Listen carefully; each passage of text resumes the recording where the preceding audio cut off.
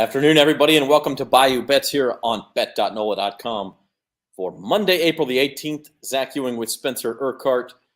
Jim Derry will be along in just a few minutes. He's having a few computer problems, but he will be with us. We're glad you can be with us, and we are talking some NBA playoffs today, some Pelicans, and then we will also transition into some football because even in April, we all like football. The USFL gets started. The New Orleans Breakers are 1-0. They've never lost a game in their history. How about that? What are the odds? We'll tell you. And we also have some NFL draft props from Caesars Sportsbook to get to later in the show. Now, speaking of Caesars Sportsbook, we are brought to you by Caesars Sportsbook, and they do have a special offer for our listeners. You can get your first bet, if you're a new user, your first bet insured up to $1,100. Use our promo code NOLA CZR, or just go to NOLA.com/Caesars, and that will be automatically loaded for you. So your first bet, anywhere up to $1,100, you bet it. If you win, you just made a bunch of money. If you lose, you get another crack at it. They're going to put that money back in your account, and you can bet it on something else. So that is the deal from Caesars Sportsbook, and we appreciate their sponsorship. We appreciate you taking your sports betting patronage that direction. Spencer, a lot to talk about. I guess, since the last time we were here on Thursday, we didn't know for sure that the Pelicans would even be in the playoffs. So I guess it's good news. They won Friday. They beat the LA Clippers in just a fantastic game and got into the playoffs. Of course, the bad news is they faced the Phoenix Suns, who, really took them to the cleaners last night. The game did get close there briefly, late third quarter, early fourth quarter, but ultimately the Suns take care of business. There's Jim. Jim's got his drink. Jim's got his computer working. And Spencer, look, they're in the playoffs. You want to fight against that happy to be here feeling, but it does feel like that just a little bit. Yeah, I'll tell you what, I was really impressed by their second half performance. They started off pretty slow. First half, they were getting blown out. And then the second half, they came on strong, had a nice third quarter. In the fourth quarter, Chris Paul happened. Not much you can do about that when he decided to take over. But I wasn't too upset. I mean, they almost covered. They lost by 11. Spread was 10.5. So showed pretty good effort. Hopefully they can continue to build upon that for game 2 tomorrow. Yeah, and as Barry said, I mean, I say they're fighting against the happy to be there. It was just one game. They didn't play very well in the first half. And the Suns, by the way, last night it was Chris Paul. Tomorrow night, it very well may be Devin Booker or DeAndre Ayton or Michael Bridges. They're a good team with a lot of good players.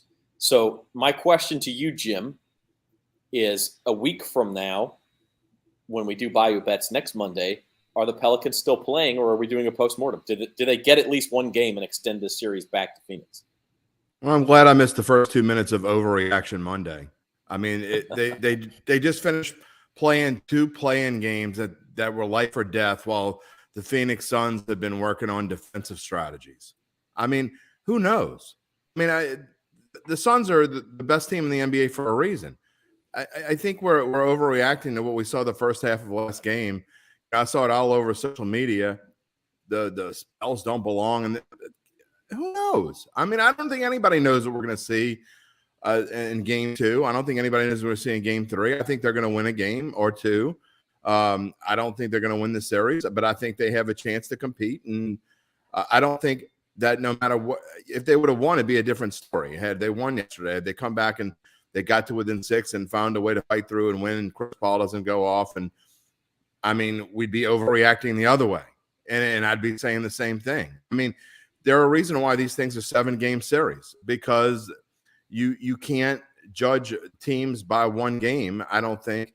And especially after everything that the Pelicans have had to go through the last week to just make it to this point when no one thought they would make it here in this game. So, I mean, let's start overreacting.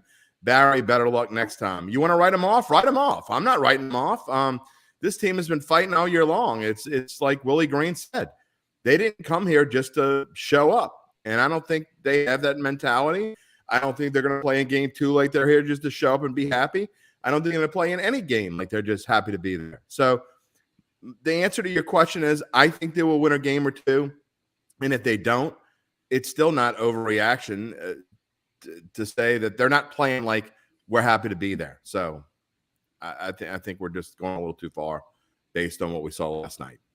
No, that's fair. That's fair. And I mean, listen, if I had been just predicting exactly how last night's game was going to go, I think it would have been the opposite. Like, hey, the plucky Pelicans hang around in the first half, and then by the time the fourth quarter rolls around, their legs are a little bit tired. They just flew to LA 2 days ago, played a hard 60-minute or 48-minute game on Friday night, and then had to turn around and play the Suns, who, as you said, have been resting all week.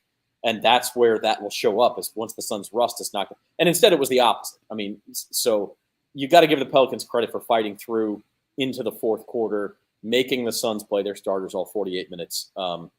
And as Spencer said, just damn near covering the spread for those who bet on them. In fact, their last possession, they had a couple of chances at tip-ins and missed them, which was a problem all night, to be fair. Jonas Valanciunas couldn't make a layup. He had 25 rebounds, partly because he kept rebounding his own misses. He's like 5 of 19 or something. Like, that's bound to get better, first of all.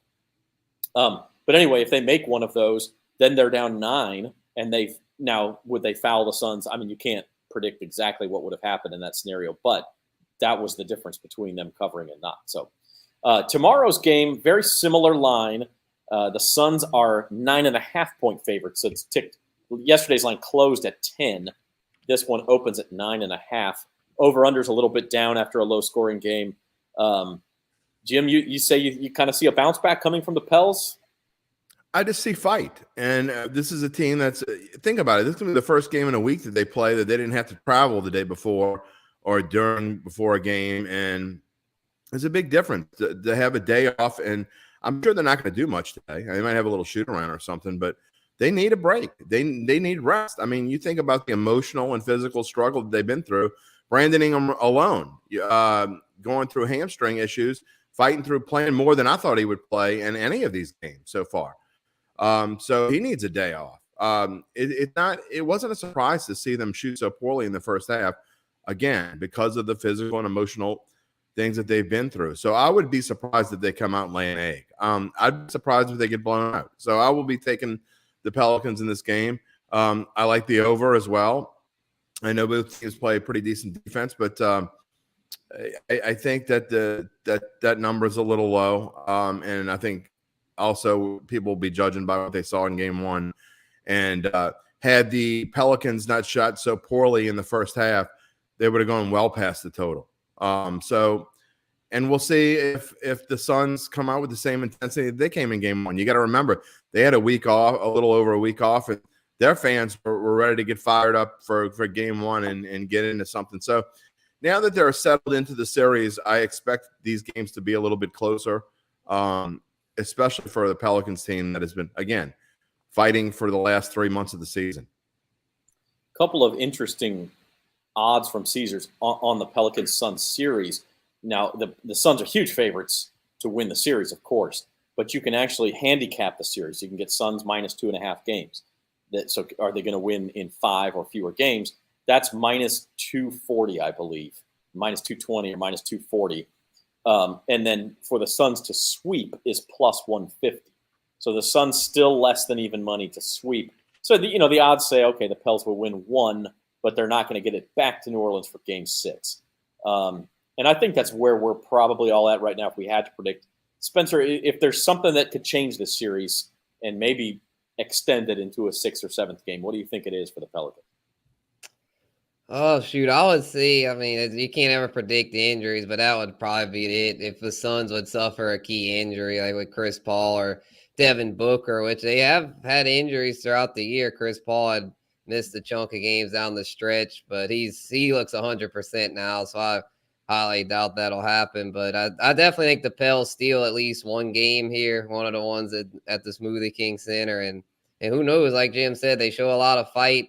So it would surprise me if it goes 5, but it wouldn't shock me. And that is that's where we're at. I mean, they're huge underdogs. Look, they are. I do think this is a discussion maybe we have when the series is over, but they've laid a foundation now. I mean, you can see – and honestly, if you've been paying attention to this team, you could see it ever since the trade deadline. There's something here, Jim. And when you add Zion Williamson to the mix and you add a top 10 draft pick to the mix, that something is only going to increase. I agree. I mean, this is a team that, to me, is going to probably be, barring something strange happening, I think they have an excellent chance to be in the top 4 next year, and sort of playing a role that maybe the Suns played last year. And now you look at the Suns, who are a year removed from the NBA Finals, and how much did they gain from the experience that they got last year and gelling together as a team? And I think the Pelicans are going to be kind of going that situation next year. And who'd have thunk that 3 months ago when we were just standing around wondering what their future was, if they'd ever win? And we didn't give enough credit to this young coach and how he was, obviously the CJ McCollum trade made all the difference in the world, but just didn't give enough credit to the coach. And he's got him on the right path, and they're going to be a force to be reckoned with, I think, for several years to come. And so this is the experience they gain from this series, no matter whether they win a game or 2 games or somehow miraculously pull off an upset and move on or whatever it is. The experience they gain over the last week and this week and maybe into next week is invaluable. And I think it's only going to help them going forward. I mean, it kind of reminds you mentioned the Suns of last year. But 2 years ago, remember in the bubble, the Suns ran off 8 in a row, came up just short of the playoffs. And then the next year, they turned that momentum into something. And last year, it was the Grizzlies who ran off a bunch of games in a row, won the play-in tournament, and they've turned that into a 2 this year. So there is a blueprint. I mean, in your own conference, just in the last 2 years, that you can turn it around quickly when you have the right nucleus and, as you say, the right coach. And Willie Green does deserve a ton of credit. Let's move on here on Bayou Bets and talk some NBA series prices overall, the NBA playoffs, how things are going. We'll start with the Western Conference. A couple of road teams win game 1. One of them was the Jazz. They were actually favored over Dallas. Luka Doncic, of course, injured out for the Mavericks in that series. And then the other one, the Timberwolves, surprised the Grizzlies in game 1. And that was the biggest upset in fact, that was the only, I believe, underdog winning outright of any game 1 was the Timberwolves winning in Memphis. As you see, Memphis still a slight series favorite at minus 140. Spencer, I want to get your thoughts here, but my initial reaction here too is I'm a little surprised Dallas is that high. And if they lose tonight without Luka, okay, you're down 2-0, you're going on the road, you're in big trouble. But they had a great chance to win that game 1. I don't know why anyone would think they don't have a chance to win tonight. Yeah, and then there's a chance Luka could come back at some point in the series. It's not looking too good, though, as evidenced by the odds there. So I would probably stay away from it because, with Luka with that injury, it's pretty risky. But there could be a little value there. The one I really like, though, is the Grizzlies at minus 140. I feel like people are overreacting to that game 1. The Grizzlies have been so rock solid down the stretch. They're kind of due for a bad one there. I think they'll get back on track and win it in 6 games. Jim, your thoughts on that one? Grizzlies rightfully still favored after losing game 1? I still think they have a chance to win the whole thing. I think they're one of the top 3 or 4 teams in this entire tournament, whatever you want to call it. You can't call it playoffs because almost the entire NBA is in the thing. But I think they're one of the best teams, and I think that is a great price on the Grizzlies. And I'm like you. I also think that plus 550 on the Mavericks is kind of insane. With or without Luka, I think that they have a good chance to come back and beat the Jazz. I mean, everybody likes to overreact. Vegas does 2 times, and I think this is a case of that. Yeah, I mean, if you want to put a quarter of a unit or something on the Mavericks, I'd be okay with that at plus 550. But you got to do it before tonight. They play game 2 tonight, and that price is obviously either going way up or way down, depending on how they do and maybe any Luka news that comes out. Warriors and Nuggets, anybody? I know a lot of people like the Nuggets going into game 1. I like the Warriors. That was my favorite bet of the weekend was Warriors minus 6.5. I love Nikola Jokic. He just doesn't have anybody around him. And they're playing a very deep team. I know, right? Yeah, I picked the Warriors today for best bets, riding a hot hand there. Be it at home again. Curry came back, looked pretty good off the bench. So yeah, I don't see the Nuggets having much hope here. There's not enough support. And now it's Murray's done, and Porter is it maybe a chance, but even if he does, he'll be so limited. I don't think it's going to matter. So I would. yeah, I think Warriors win this one probably in 5 games. Part of my feeling on the Mavericks, Jim, is that I don't like Utah's team very much this year. I don't either. I don't like the way they finished the season. They've had trouble in fourth quarters, and in fact, I would go as far to say that if the Pelicans somehow did pull off the miracle against Phoenix, which is a 1 in 100 chance at this point, but if they did, that's actually a 1 in 15 chance. Okay, well, I'm using the expression, not the math. Forgive me, because it's a betting show, so I should be better than that. But it's probably realistically more like 1 in 20. But let's just say they pull it off. I actually like them to beat Utah. I don't like Utah very much at all. If that's what the math is. I'll just say this: if the Pelicans somehow win this series, I'm really liking my $7.10 bet. I'm just saying, they have as good a chance as anybody to. I don't like them. There are certain matchups I don't like them against, just because of who it is. I actually don't like them in a matchup against Memphis in any kind of way. So hopefully they would be able to avoid them if they were to get through. I don't know. I mean, this year is it's so weird. We had the full odds up, and it's so tough to pick an underdog because I think the Suns are clearly the best team. I mean, like clearly the best team. So I there's no value there to pick them. But it's been such a weird year, and I think the team that comes out of the West is going to be the best team, and I would take probably the team in the West no matter who they play in the East. But it's just a strange year. Yeah, I agree with you. I think the Suns are the best team. I think a very close second is Boston, especially if they get Robert Williams back. If they get Time Lord back, I really like Boston's team. Let's take a look at the East prices. Boston's going to get out of that series. That was the best game of the weekend by far. Jason Tatum hitting the buzzer-beating layup for the Celtics to beat the Nets. The Nets get phenomenal performances from Kyrie Irving, including a double bird behind his head, which was, I mean, I don't know. Yeah, did you see the press conference? Yeah. Oh, yeah. And then I don't let any of that stuff bother me. I don't react to it. Really? Okay. He played great. He played great. And Kevin Durant played great too. Yeah. And they still lose. So I don't know, like if those guys are going to play at that kind of a level and they're still coming up short, I bet the Celtics before the series. I feel pretty good about it. They're at minus 240.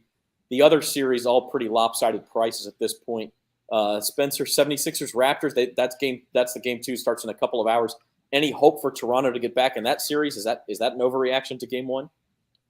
Oh yeah, I think there's a little bit of hope for them. I mean, Embiid didn't play all that great in game 1, but I think he'll bounce back tonight. They had Tyrese Maxey really step up, kind of a surprise there how game 1 went. I think it'll be a little closer, but I would think Philly will go into Toronto with momentum, which they'll need their guys even more because they'll be without their Thibault, the defensive specialist. He won't be able to play in Canada with his vaccine stuff.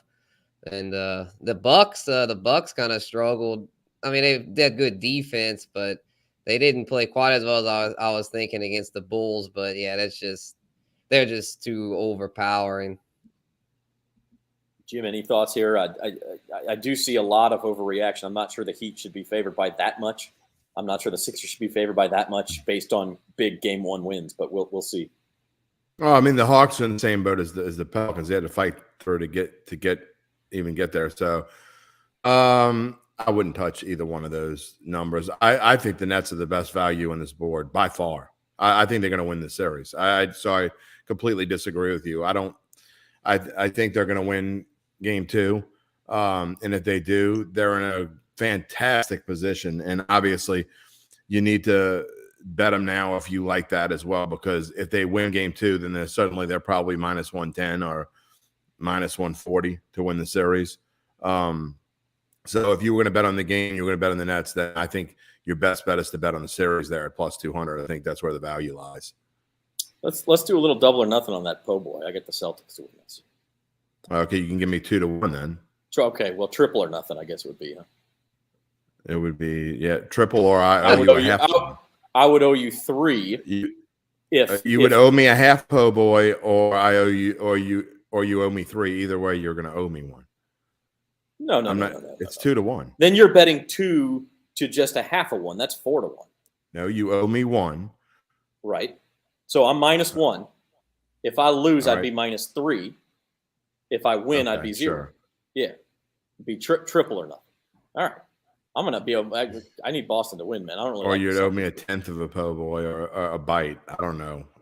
I'm no What are you talking mathematician. about? It's triple. It's plus 200. It's triple or minus nothing. 210 on the Celtics. Oh, Oh yeah, well, I'm not the juice. giving you you're the taking minus. the I'm Nets. not. The bite I'm of the not giving you the po' boy is the juice. juice. Exactly. All right, I'm well, not giving you anything. you still owe me a root beer from not Cash All right, of well, Carville. What do we call it? Big Bucks. So I'll- that I'll- could be the juice. Well, it is juicy. It is. It's delicious. Go ahead. Move on. All right. Okay. Tonight's games in the NBA, 3 games, similar spreads here. 76ers -7.5, Jazz -5, Warriors -7. Guru, you said you took the Warriors tonight as one of our best bets. I hadn't looked yet. Right. Yeah, I think they do so well at home. That was another reason why I picked them. Is that they're fully healthy. They're great. They play great in their place, and the Nuggets just don't have enough support with the Joker. I mean, the Joker should do better tonight. He only scored 24 last time. I think he'll do a little more tonight, so it should be closer. But I still am comfortable taking Golden State. I think they'll win by about 9 or 10. Jim, what's your bet of the night? Mavericks +5 is my bet of the night. I think. I like that. But, yeah. Again, overreaction. I agree with you. The Jazz aren't that great. I think the Mavericks going to play them a tight game. I think they win. Actually, I'm not sure what the money line is, but I would probably put a little bit on there. And then I'm kind of torn on the Raptors Sixers game. I don't necessarily think the Raptors are done, but this is kind of a weird series anyway. I think the Sixers are going to advance fairly easily, and then they'll be overpriced in their next matchup. And I kind of like the Nuggets. I just another overreaction. We see that the Warriors do play well at home. I agree, but this isn't the Warriors of 4 years ago. I just don't. I think they're going to struggle a little bit more than people think, and I also think Denver's a little bit underrated. Yeah, I'm gun shy on that Warriors as well. Spencer, I mean, I know I get what you're saying. I'm just a little gun shy. A lot of these game 2s, I think you're going to see teams that got blown out bounce back a little bit. I agree. Yeah, this Jordan Poole's was another thing that impressed me. He's been balling out lately. He's been really stepping up as far as like Klay Thompson's done fairly well, but Jordan Poole's basically been like the other splash brother. He's taken over as like their number 2 option. Well, he's been their primary option lately. Curry's been hurt. So between the 3 of them and Draymond Green's back. So yeah, I'm rolling with him. We shall see. Lots of other stuff going on besides the NBA playoffs. Of course, we'll update you on Thursday with our thoughts and how things are going and the odds and everything else. At that point, the Pelicans will be back home and preparing for Game 3. Lots of other stuff going on this week. Speaking of Thursday, that's the opening day of the Zurich Classic of New Orleans down at TPC, Louisiana. And so the PGA Tour heads to the Bayou. And your favorites, actually, Xander Schauffele and Patrick Cantlay, who just lost in a playoff yesterday in South Carolina, they're at 8-1, along with Victor Hovland, Colin Morikawa. I will say, Jim, I look at this field. They got better golfers here than they usually do for the Zurich. Scotty Scheffler's in it. A lot of big names. This might be the best field I've seen in 2 decades. It's outstanding. And I know I'm not a fan of these weird format things. So I hate that the Zurich has done that. But it seems to have drawn out some of the better golfers because they actually like to do things that are different. They've been grinding now for a couple months. They've already been through a major. They're headed towards another one. So this is just a way for them to, I guess, blow steam. So they do see some of the good better fields here, and they've been getting better and better and better. And this is an interesting leaderboard. I have not gone through my research yet to be able to tell you who I like out of here, but I mean, you look at some of these names, the Schauffele Cantlay thing, that's pretty cool. Hovland and Morikawa, outstanding. And Scotty Scheffler, I don't know who he's paired with. It's going to be tough to bet against him, right? I mean, hottest golfer on the planet. Yeah, I mean, we'll talk a minute about this. Handicapping this thing is a little tricky because you do have the different format, and you got to handicap 2 players and kind of combine them. It makes it a lot different.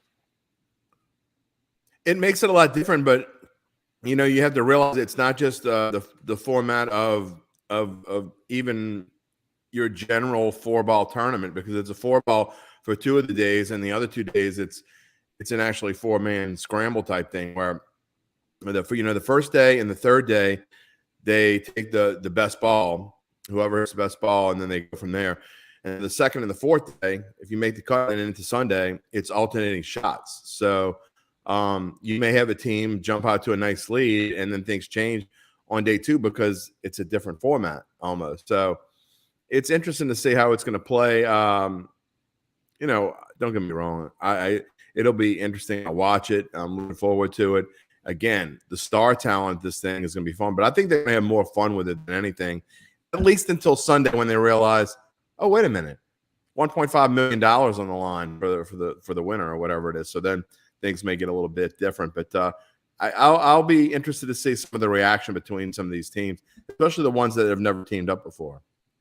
Yeah, I mean, it is fun. It's different. I'm with you. I prefer the traditional format, but I get why you do it, because you're sort of stuck on the calendar between the Masters and now the PGA in May. Yeah, which may have actually helped the Zurich, because the way the calendar used to be, these guys would take a month off after the Masters. Now you can't really do that because you have to play somewhere between the Masters and PGA. And so a lot of them are like, hey, I'd like to team up with my buddy, and we'll play 4 rounds of golf in New Orleans where the weather's usually pretty good, and see what happens. So it'll be a lot of fun. We may have a special datitude on Wednesday. I'll have to talk to Uncle Big Nick and see. Maybe we'll do a breakdown of this field. Yeah, I would love that. I'd listen, and not just because it's my job. You're listening to Bayou Bets on bet.nola.com, brought to you by Caesars Sportsbook. I'd like to remind you, new users get $1,100 of bet insurance at Caesars Sportsbook by going to nola.com/Caesars. Or just sign up for the app in your app store and use promo code NOLACZR. First bet insured up to $1,100 for new users. So take advantage of that offer if you have not already. All right, it's time to talk some football. And a couple of exciting things happened here. Number one, the USFL started this weekend. The New Orleans Breakers played the Philadelphia Stars, and the New Orleans Breakers won 23-17. Defense looked pretty good. From what I saw, I watched about a quarter of it. They barely hit the over. They covered the spread. Did you guys watch this at all? I watched the whole thing. I had it on the second TV part of the time. Well, I had it on the main TV till the son came and said, "What are we not watching basketball for on the main TV?" I'm like, "Okay, I'll switch it." It's his wedding weekend, so I let him switch it. But the defense was good. It was interesting. I thought that Slaughter looked pretty good at quarterback. They missed some scoring chances. Both teams did, but we talked about how the defenses were going to be ahead of the offenses in these games early on. Hence why the over-unders were so low. And the defense scored the first 9 points for the Breakers. So, they look pretty good. And from what I understand, from what I've been reading, the Stars are one of the better teams in the league. So maybe it's a bright season for the Breakers. I just can't get over the fact they're playing in Birmingham with no fans there. It's like it's COVID all over again. It's a weird deal. I thought the same thing. They need Fox or USA or whoever it is needs to pipe in some crowd noise like they did during the pandemic. Or go out into Birmingham and try to give some promotions to get people free to go. Tickets or something. Yeah, not just free tickets, I mean, you got all this money from TV. It would look so much better if they even had 10,000 fans in the stand. Give them free nachos too. Now it was Easter Sunday, which makes it worse. So I'm not sure why they picked this weekend to get this thing started. The same weekend as the first weekend of the NBA playoffs and Easter Sunday, and families aren't caring about this stuff. That's why I think Saturday night, and I know it was the hometown team, so there were more people there, and there were probably more people watching Saturday night. So it's almost a good thing this last game got postponed to tonight. I think they'll probably do a little bit better, but you can't do these things on a holiday weekend. The whole thing's weird. It is definitely weird. And listen, people root for sports teams for all sorts of crazy reasons. I mean, essentially, we're rooting for laundry, right? The players change, the coaches change, the ownership even changes. but you still root for the same team. Logos didn't change. Uniform. Yeah, the logos and the uniform. But the team's not even playing in New Orleans, right? The whole season they're playing in Birmingham, just like the Philadelphia team's playing in Birmingham and the Las Vegas team's playing in Birmingham. It's weird, but it is doing pretty good TV numbers from what I understand. A lot of people are reading it on our website. The football I didn't think was bad. The presentation, I watched all 3 games. Okay, so far I've watched at least most of all 3 games so far. The presentation is absolutely outstanding. The NFL should take tips from this. I think they will. The drones on the field are out. I mean, just it's great. It's great viewing. I love the way they do instant replay. I love the first down. It's 36 inches because they use technology like they should. The first down thing should be in the NFL yesterday. 100%. Like, come on, guys. If that's the only thing that comes out of this, then that's fantastic. Spencer, how much did you watch of the New Orleans Breakers re-debut? I missed it, unfortunately, because of the time change. I thought it was going to be at 3, and then it was at my aunt's house, and then they flipped it to a different channel, and then it was forgotten about at that point. But yeah, I have to go back and watch some clips because I heard it was pretty good at a pick 6 to kick it off. So yeah, hopefully they'll offense will get a little better. For safety. Yeah, I mean, for safety, so. It was a pretty good game. I mean, honestly, it was a close game most of the way throughout. The level I thought was at least as good as a typical college game. Maybe not an elite college game, but a good one. I thought the skill position levels were pretty good. I think in the trenches is where there's a major difference so far. So yeah, I think these linemen, there's a reason why they're not NFL linemen.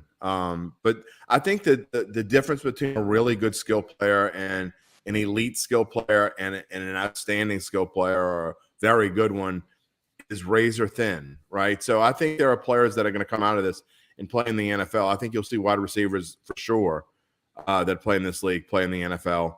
Quarterbacks will get a chance. I think they will because how many bad quarterbacks are there in the NFL? If you have a guy that's true. who puts up big numbers, he's going to get a look anyway. Just because Trevor Simeon's in the NFL, like he still is. And so trying to get me riled up on these guys? I mean, honestly though, some of these guys who hang around the NFL, you're like, how does he still have a job? And if you get some guy throw for, I don't know how long the season is. It's 10 games, right? 10 games. If you get some guy throw for 3,000 yards, he's gonna get a look in the NFL.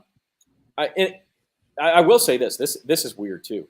ESPN is doing absolutely zilch nothing zero with the USFL. Yeah, I couldn't even find a score on they ESPN. They're not putting the scores on the thing. The app, like if you open the ESPN app, you can go to other sports and scroll through, right? And there's chess scores and snooker scores. And like ESPN's a mess. You can't get USFL scores? Are we serious about that? Like, I understand they don't have the rights. I understand they are heavily invested in the NBA and that this thing could take 10% of their viewership from the NBA, and that's a big deal. Like, I get it. But at the same time, if you're the worldwide leader in sports, nothing? You can't even get a score? Like, I don't know about that. Be careful what I say because I have a lot of attitude guests that come from the worldwide leader. So. Well, but seriously, worldwide leader. Like, I don't criticize other media companies a lot, but I find that to be very, very funny. That I find a lot of things they do to be very, very funny. You could at least put the scores up. I mean, I'm not saying you've got to promote it, but I don't know. Anyway, the kind of football that ESPN will promote is the NFL. And the NFL draft is coming up. It's next week. It's next Thursday from Caesars Palace in Las Vegas, by the way. And we have something in the works where we might be able to do a show from Caesars Palace. I don't want to say it's in the works. Whoa. What? Yeah, I know. We'll have to. This is. Are you spraying something on me right here? Preliminary stages, very preliminary, nothing guaranteed. But it is at Caesars Palace, and Caesars, by the way, this is the second piece of big news I was talking about. They got approval to post NFL draft props in Louisiana, so we have NFL draft props on the app. And again, NOLA.com/Caesars. Sign up if you want to bet on the NFL draft. Aiden Hutchinson of Michigan has moved into pole position to be the first pick. Jacksonville Jaguars. It looks like they're going to pick a defensive end. It's either going to be him or Travon Walker. Either way, And if not them, then it looks like an offensive tackle. But usually, It's with not going to be a draft, quarterback. Yeah, with these draft, no, they're not. They can't do that to Trevor Lawrence already. They can't Josh Rosen it. Not with this year's class anyway. Like, usually the way these things work is when the odds start moving in one guy's favor, you got to jump on it before the number gets too big because somebody is reading between the lines and knows something. Well, I always say, whatever Mel Kiper says, do the opposite. So if he thinks it's gonna be Hutchinson, I'll take Walker. All right. Okay. I'm thinking that the Evan Neal could be a good value there because there's a report that's saying that Doug Peterson's pushing for an offensive player to be the first overall pick.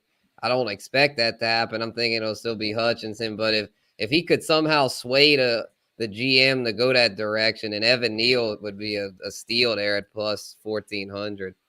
It's the Jaguars, so they very well might screw it up. Although interesting you say that, Spencer, because Ikem Ekwonu of NC State has passed Evan Neal as the most likely first offensive player taken in the draft just in the past couple of days in the odds. And so, again, these are a little bit different than handicapping games because somebody somewhere has a pretty good idea of what Jacksonville wants to do. Now, could they change their mind in 10 days? Sure, they could change their mind. But somebody somewhere knows what they're thinking right now, and chances are some of these sports books are going to figure that out. So it's very interesting. First cornerback taken. I bring this up for the LSU angle. Derek Stingley is listed second behind Sauce Gardner of Cincinnati. Just immediately my favorite name in the NFL, Sauce Gardner, supposed to be a top 10 pick. But Stingley, who was injured all of last year, had a good pro day, and he looks like he's going to be certainly taken in the first half of the first round. Yeah. I was thinking that Stingley could maybe do it, but so far it's looking like that Sauce Gardner will probably go forward to the Jets. But again, we still got a lot of D's beforehand, so Stingley could be a decent value there. And then Sauce. We'll call him Sauce. I believe Ahmad is his real first name, Ahmad Gardner, okay. But we like Sauce here. Pour on the sauce. Tons of props at Caesar Sportsbook, at the other sportsbooks. I mean, seriously, if you want to bet NFL draft, it's worth 30 minutes. Browse through what they've got because you'll find something you like. I mean, I just picked out a few of them here. Here's where we're at for NFL draft props. Some of these guys I list because I think the Saints may have some interest in them. There's a report the Saints are interested in Kenny Pickett to be their quarterback of the future. If that's the case, it looks like they're going to have to trade up because his pick over-under is 10.5. And although that is juiced to the over, he's still probably maybe 12, 13. The Saints are picking at 16 and 19. So that means they may have to trade up, Jim.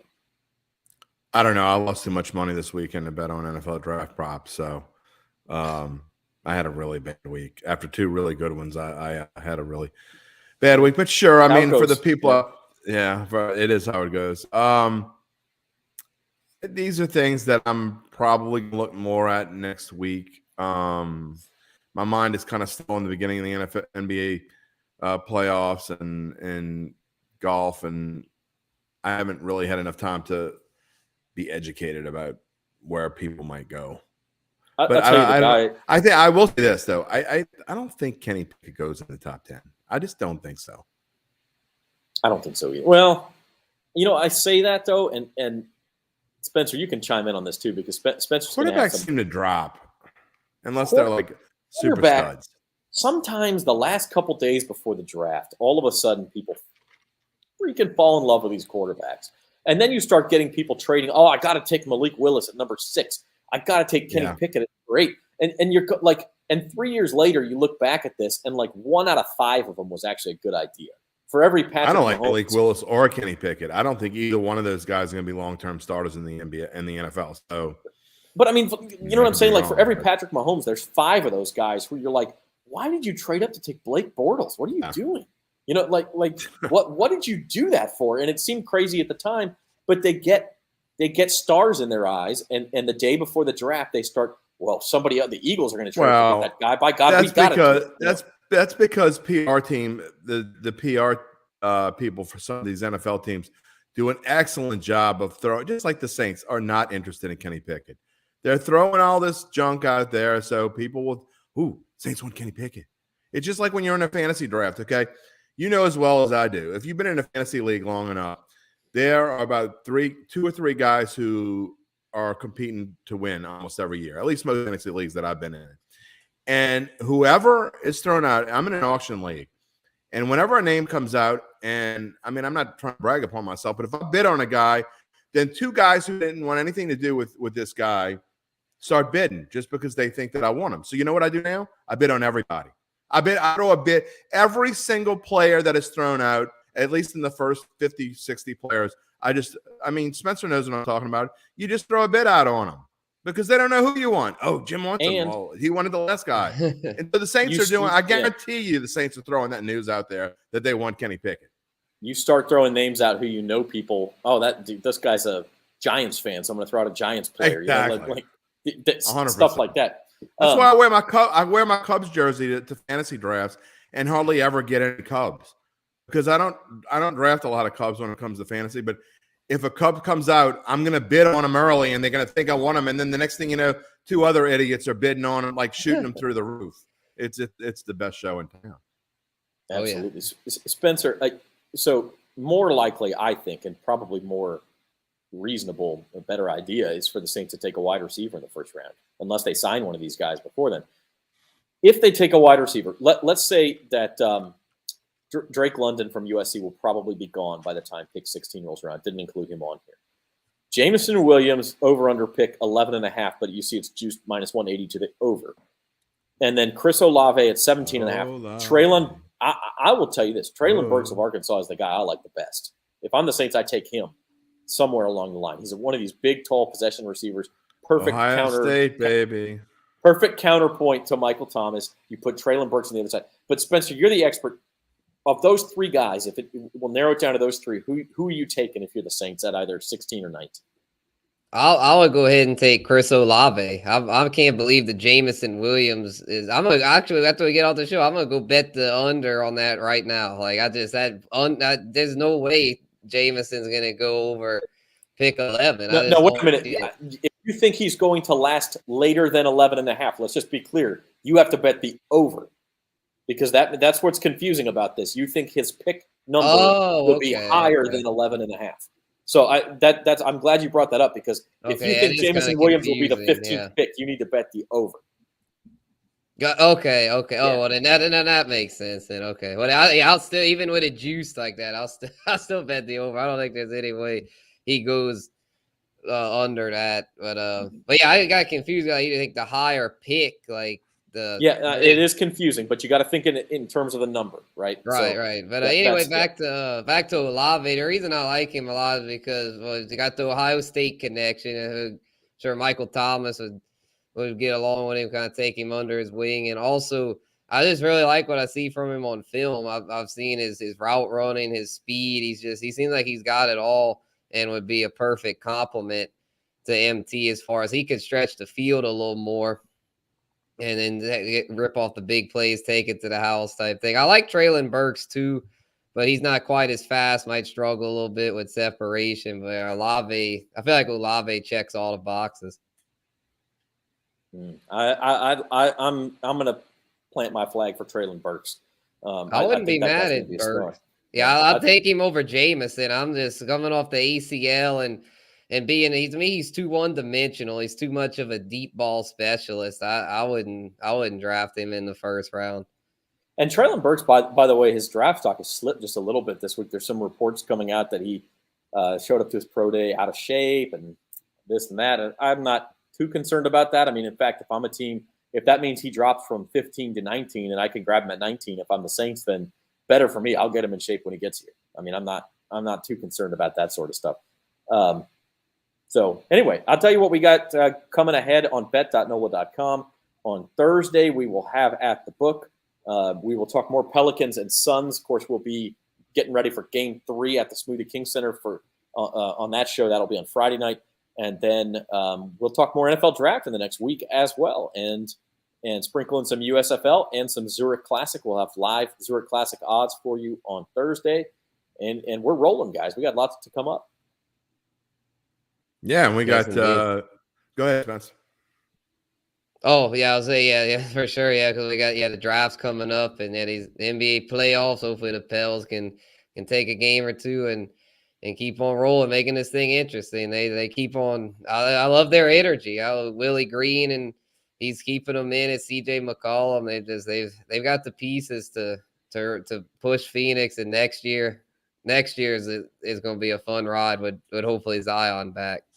I'm really intrigued to see what the Pelicans' futures odds will be like when the NBA is over for this year. They start posting next year's futures odds. That'll be fascinating. Let's do final thoughts. Jim Derry. Great weekend as long as you didn't make the same bets that I made. It was a fun weekend. Again, last personal note on this, my son got married Saturday.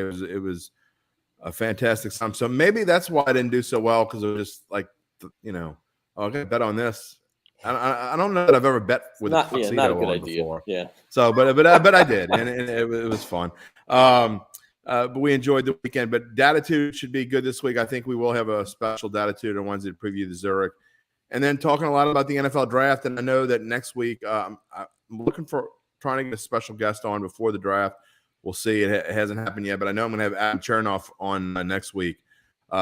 We've seen him from Covers.com, and he's love Adam. Some of the things that we talked about today, he'll be on talking about next week. So got a great week, a couple weeks of Datitude coming up. Fantastic. Spencer, the Guru Urquhart, what's your final thought? Yeah, mine would be about the Saints draft. Just with Kenny Pickett, okay, if he falls to 16 and you really like him, then I won't be excited. I'll be upset, because I'd much rather left tackle or receiver. But okay, if you do it, it's all right. I'll accept it. But it better not trade up for Pickett or Willis. That's going to make me sick to my stomach. I might shut the draft off if that happens. I'm going to be so upset. I don't like that idea either. Yeah. No, yeah, that would just be that would just reek of desperation. Jameis wouldn't be happy. I mean, these guys just aren't. They're just not worth it. I mean, maybe like the Patriots last year, they let Mac Jones fall to them, and that's worked out so far. So if he falls to you, yeah, second round, man. Matt Corral in the second round. Could do worse. It's possible he could fall. I'm thinking maybe Pittsburgh takes a shot on him at 20, but they need O-line help badly. So they have Corral could easily fall to the second round. Or you use one of your first round picks and then trade the other one back to get a second and a third or something. And then that Philadelphia trade looks just wonderful. I mean, it depends on what you get. And honestly, what it really depends on is who you pick and how they do. But that's anyway. Next Monday, try to get Jeff Duncan or maybe Luke Johnson. Haven't had him on the show in a long time to talk some NFL draft and what the Saints' strategy might be. So yeah, and I would say my final thought is this: if you are in the sports betting game, one thing I really like doing is just look at baseball lines, and you could say the same thing for hockey. By the way, this is the first time hockey's there's money to be made in baseball. There is. This is the first time hockey's ever been mentioned on the show. Favorites in the NHL went 22-0 this weekend. 22-0. That's statistically impossible, but it happened. So 22-0. We'll see if that continues tonight. But yeah, baseball. I mean, watch the lines from when they come out the night before to what they are an hour before game time.